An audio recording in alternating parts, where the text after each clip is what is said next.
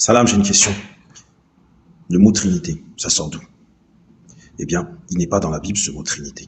Mais pourtant, dans Genèse 1, 26, il est écrit « Faisons l'homme à notre image ». Ce faisons-là, de qui on parle? Un peu plus haut, on a, lorsque la terre était informe et vide, il y a écrit « Le Saint-Esprit se manifestait, planait à la surface des eaux ». Donc on a, premier élément de réponse, avant la création, le Saint-Esprit était là. Donc ce mot Trinité veut dire quoi? Pour faire très simple, 1 Jean 4,8 nous dit que Dieu est amour. Romains 8,39 nous dit que l'amour de Dieu a été manifesté par notre Seigneur Jésus-Christ. Romains 5,5 nous dit « Or, cette espérance ne trompe point. L'amour de Dieu a été départi dans nos cœurs par le Saint-Esprit. » Donc on a Dieu le Père, son amour, la manifestation de son amour, et ensuite le Saint-Esprit qui est là pour nous aider à manifester cet amour. Est-ce que l'un est plus important que l'autre? Pas du tout. On a, lorsque Jésus est baptisé, sort des eaux du baptême, le ciel s'ouvre. Et une voix s'entend du ciel. Celui-ci est mon fils bien-aimé, écoutez-le, celui en qui j'ai mis toute mon affection. Donc le Père vient témoigner de Jésus.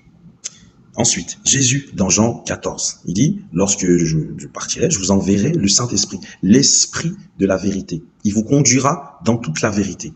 Et ensuite, lui-même, il dit que dans Jean 14, verset 14, il manifestera ma gloire. Car il recevra de ce qui est à moi et vous l'annoncera. Tout ce que le Père possède est aussi à moi. C'est pourquoi j'ai dit que l'Esprit recevra de ce qui est à moi et vous l'annoncera. Vous voyez, une unité. L'un n'est pas plus grand que l'autre, mais il y a une interrelation pour que, justement, ce qui est au ciel soit aussi manifesté sur cette terre. C'est pour ça que lui-même, Jésus, lorsqu'il enseignait ses disciples après, il dit « Notre Père », quand vous priez, dites « Notre Père qui est aux cieux ».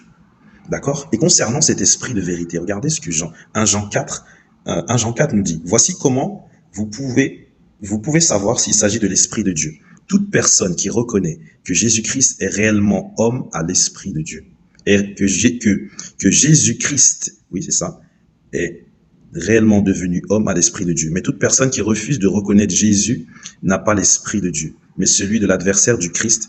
Vous avez appris que celui-ci allait venir et maintenant il est déjà dans le monde.